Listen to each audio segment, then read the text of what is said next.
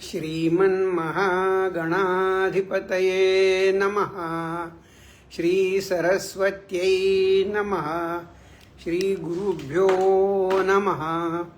वक्रतुंड महाकाय सूर्यकोटि समप्रभ निर्विघ्नं कुरु मे देव सर्वकार्येषु सर्वदा। गुरुर्ब्रह्मा गुरुर्विष्णु गुरुर्देवो महेश्वरः गुरु साक्षात् परब्रह्म तस्मै श्री गुरुवे नमः। श्री स्वामी समर्थ महाराज की जय। श्री स्वामी समर्थ गुरु माऊली की जय। श्री स्वामी समर्थ। शुभ दीपावली। साधी सोपी स्वामी सेवा या फेसबुक पेजवर गुरुगाथा गुरुवारी या कार्यक्रमात मी उदय त्र्यंबक पांडव आपल्या सर्वांचं स्वागत करतो आणि उद्या सध्या सुरू असलेल्या दीपोत्सवानिमित्त मी आपल्या सर्वांना हार्दिक शुभेच्छा देतो। या दिवाळीच्या निमित्ताने आपल्या सर्वांच्या घरामध्ये मनामध्ये अंधकाराचं जाळं फिटून जावं आणि सगळीकडे चैतन्याचा प्रकाश यावा अशी स्वामींच्या चरणी प्रार्थना करून आपण भागाला सुरुवात करूया। या भागामध्ये विशेष म्हणजे अर्थातच उद्या असलेला लक्ष्मीपूजनाचा सण।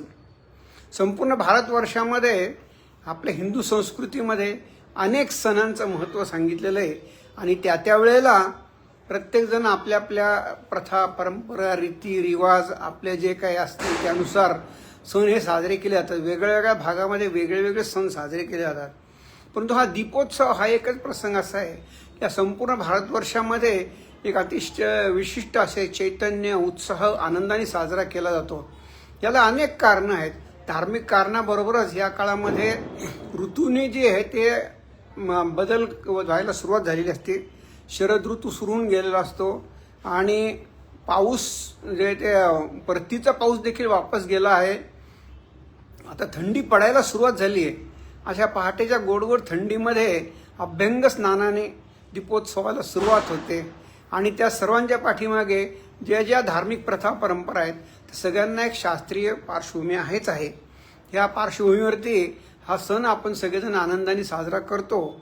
याच्यामधला महत्त्वाचा जो दिवस आहे आणि महत्त्वाची जी वेळ आहे ती आहे लक्ष्मीपूजन।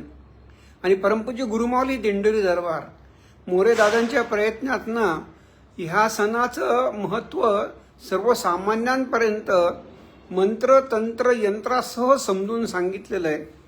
म्हणून माऊलींच्या ह्या प्रयत्नातनं अनेकांच्या घरामध्ये आनंदाचे कारंजे उडायला सुरुवात झालेली आहे। तसेच आपल्या सगळ्यांच्या घरात उडावे म्हणून आनंदच राहावा, लक्ष्मी सुस्थिर राहावी म्हणून माऊलींनी दिलेल्या पद्धतीने जर आपण हा सण साजरा करायचा प्रयत्न केला तर ह्याच्यामध्ये अधिक मोठ्या प्रमाणामध्ये आपल्याला त्याचं फलप्राप्ती देखील होईल। ही भावना मनात ठेवून आपण लक्ष्मीपूजनाबद्दल माहिती घ्यायचा प्रयत्न करूया। उद्या लक्ष्मीपूजन आहे। संध्याकाळी 5:30 वाजताची वेळ आपल्याला परमपूज्य गुरुमाऊलींनी सांगितली आहे।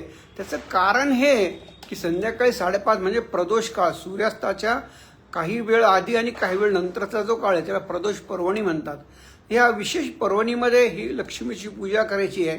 अमावस्या काळामध्ये ही पूजा करायची आहे आणि उद्या पूर्ण दिवसभर अमावस्या असल्यामुळे आपण केव्हा पूजा करायची तर आपल्याला फक्त गुरुमाऊलींनी दिली त्याच वेळेला पूजा करायची आहे। 5:30च्या अगोदर आपल्याला सगळी तयारी करून ठेवायची आहे। या तयारीमध्ये आपल्याकडे काय असणं अपेक्षित आहे तर आपल्या स्वामी समर्थ सेवा मार्गांतर्गत सिद्ध केलेलं लक्ष्मी कुबेर यंत्र, श्रीयंत्र हे 2 प्रकारचे जे यंत्र आहेत हे आपल्याकडे असणं अपेक्षित आहे। जे दिंडोरीपर्यंत सेवेकरांकडे हे आहेत त्यांनी याचा जरूर वापर करायचा आहे।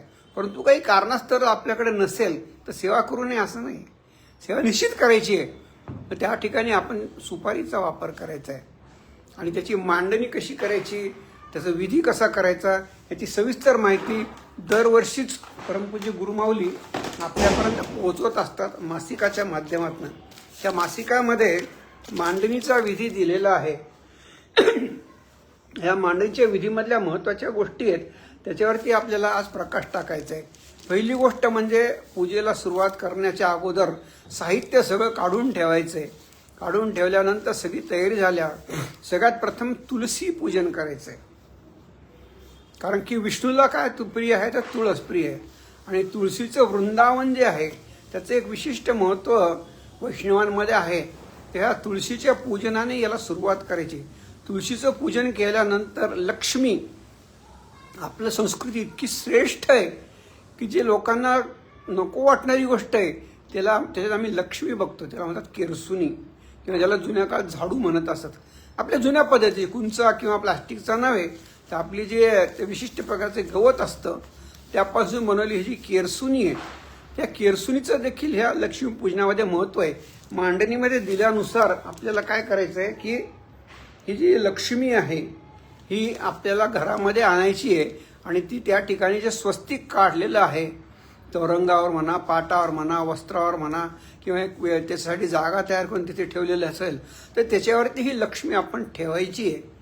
दिलेल्या पद्धतीने याची मांडणी करायची आहे. याच्यामध्ये माऊलींनी सांगितलेल्या महत्त्वाच्या गोष्टीमध्ये आपण विष्णू आणि लक्ष्मींची वेगळ्या वेगळ्या रूपात पूजा करतो, परंतु माऊलींनी आपल्या सेवा मार्गाने अतिशय सखोल अभ्यासपूर्वक आपल्याला सांगितलेलं आहे की कशा पद्धतीचे फोटो असावेत, कशा पद्धतीच्या प्रतिमा असाव्यात, ज्याची की आपण पूजन केल्याने आपल्याला अपेक्षित फळप्राप्ती मिळेल. आणि ही माहिती घेण्यासाठीच या सेवा मार्गाने अनेक गोष्टी आपल्यासमोर ठेवलेल्या आहेत. त्याच्यामध्ये विष्णूचा जो आणि लक्ष्मीचा जो फोटो आहे तो असा असावा. भगवान विष्णू हे शेषशयनी आहेत, माता लक्ष्मी त्यांच्या चरणाजवळ आहेत. आणि ह्या पद्धतीचा जो फोटो आहे हा आपल्या दिंडोरी प्रणित सेवा मार्गाच्या केंद्रांमध्ये उपलब्ध आहे. त्याच्यानंतर माता लक्ष्मी ज्या आहेत त्या कशा असाव्यात तर माता लक्ष्मीची जी तस्वीर आहे त्याच्यामध्ये माता लक्ष्मीचे पाय दिसू नयेत, त्यांनी मांडी घातलेली असावी, त्यांच्या वरती 4 हत्ती अभिषेक करत असावेत. अशा प्रकारची एक प्रतिमा आहे. 1 मिनिट मला वेळ द्या फक्त.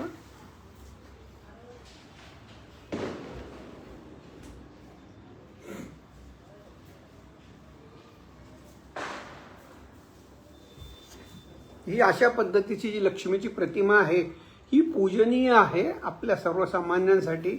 आणि हे शास्त्रांचा अभ्यास करून गुरुमाऊलींनी हे ज्ञान आपल्यापर्यंत पोहोचवलेलं आहे. अशा प्रकारची लक्ष्मीची जी प्रतिमा आहे ही पूजनात ठेवायची. आपल्या घरातले जे कुलदेवीचा टाक आहे तो पूजेत ठेवायचा आहे. शंख घंटी आहे, गणपती आहे, गणपती नसेल तर गणपती सुपारी घेतली तरी चालते.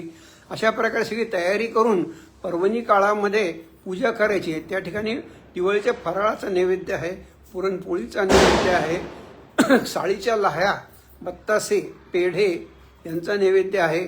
आणि ह्या मांडणी सगळी केल्यानंतर या ठिकाणी विधी जे पूजनाचा आहे तो देखील आपल्याला मासिकामध्ये समजून सांगितलेला आहे. त्याच्यामध्ये सुरुवातीला गणपतीची पूजा करायची, शंख घंटीची पूजा करायची, कलशाची पूजा करायची आहे, आपल्या कुलदेवीची पूजा करायची आहे. आणि आपल्याकडे जे लक्ष्मी कुबेर यंत्र आणि श्रीयंत्र आहे त्याच्यावरती पूजा अभिषेक करून नंतर इतर सर्व पूजा साहित्याचे मांडण्याची पंचोपचार पूजा करायची आहे. ही पंचोपचार पूजा केल्याच्या नंतर आपल्या केंद्रातल्या पद्धतीने त्या ठिकाणी आरती करायची आहे. संध्याकाळच्या ज्या आरत्या असतील त्या म्हणताना आपल्याला देवीची पूजा करत असल्यामुळे दुर्गे दुर्गट भारी ही देवीची आरती देखील म्हणायची आहे. हे सगळं झाल्याच्या नंतर गुरुमाऊली सांगतात की आपल्या घरामध्ये लक्ष्मी सुस्थिर व्हावी, अलक्ष्मी दूर जावी म्हणून लक्ष्मीपूजनाच्या दिवशी रात्री 12पर्यंत आपले दारं खिडक्या उघडे ठेवायचे, जागरण करायचे. आणि जागरण करताना अर्थातच आपल्याला जे पाहिजे ते करायचे, जे नको ते नाही करायचे. अनेक गोष्टी कशा करायच्या दिलेलं आहे. त्याच्यामध्ये महत्त्वाच्या ज्या गोष्टी आहेत त्याच्यामध्ये विष्णू आणि लक्ष्मीच्या सेवा आहे, कुबेराच्या सेवा आहेत. ह्या सेवा ज्या दिलेल्या आहेत त्याची यादी आहे, तर त्यानुसार त्या सेवा करायच्या आहेत. आणि सगळ्या घरातल्या कुटुंबातल्या लोकांनी एकत्रित जर सेवा केली तर अधिकस्य अधिकम फलम म्हणतात त्याप्रमाणे अशा प्रकारच्या सेवांचं फळ मिळतं. नंतर रात्री 12 वाजता नैऋत्येपासून ईशान्येपर्यंत म्हणजे घराच्या एका कोपऱ्यापासून दुसऱ्या कोपऱ्यापर्यंत आपले जे फडा आहे जुना, तो जुना फडा घेऊन आपल्याला झाडच एका झटक्यात जायचं. तो झाडू एकदा जमिनीवर ठेवला की पुन्हा न उचलता या कोपऱ्यापासून त्या कोपऱ्यापर्यंत जायचंय. आणि नंतर त्याला एक त्याचा तुकडा असा तोडून टाकून द्यायचा आहे आणि तिथे म्हणायचं अलक्ष्मी निस्सारण असं म्हणून नंतर मग आपल्याला ते घरात आणून ठेवल्यावर 12च्या नंतर मग बाकीच्या सगळ्या गोष्टी करायला आपण स्वतंत्र असतो. मग आराम असेल जे काय असेल आपल्याला ते सेवांचं जे आहे त्या सेवा याच्या ज्या दिल्यात त्या सगळ्या घडल्या पाहिजे. मग त्याच्यामध्ये लक्ष्मी गायत्रीचा मंत्र आहे, विष्णू गायत्रीचा मंत्र आहे, कुबेराचा मंत्र आहे, अशा प्रकारचे जे मंत्र आहेत, विष्णू सहस्त्रनाम आहे, अभिषेक करताना श्री सूक्त आहे, पुरुष सूक्त आहे, हे सगळ्या सेवा ज्या आहेत त्या नित्यसेवा या ग्रंथामध्ये दिलेल्या असतात त्यानुसार त्या करायच्या आहेत. आणि विधिवत जर आपण सेवा केली तर त्याचे फळ अधिक मिळतात. आपल्याला आई भगवतीने दुर्गा शक्तीमध्ये सांगितले की विधी जाणो न जाणो जो भाविक करील माझी पूजा, हे सगळं खरं आहे. परंतु विधी जर जाणत नसेल तर नाही केला तरी चालेल. पण गुरुमाऊलींचं कामच हे की जे विधी जाणत नसतील त्यांना देखील विधीची माहिती देणे हे गुरुमाऊलींनी आपल्या खांद्यावर घेतलेलं काम आहे आणि ते स्वतः आपल्या सगळ्यांना देखील ते करायला लावतात. म्हणून दिव्याने दिव्या ज्योतीने ज्योत पेटवून हे जे गुरुमाऊलींचं जे माहिती आहे, ज्ञान आहे, ही अधिकाधिक लोकांपर्यंत आपल्याला पोहोचवायची आहे.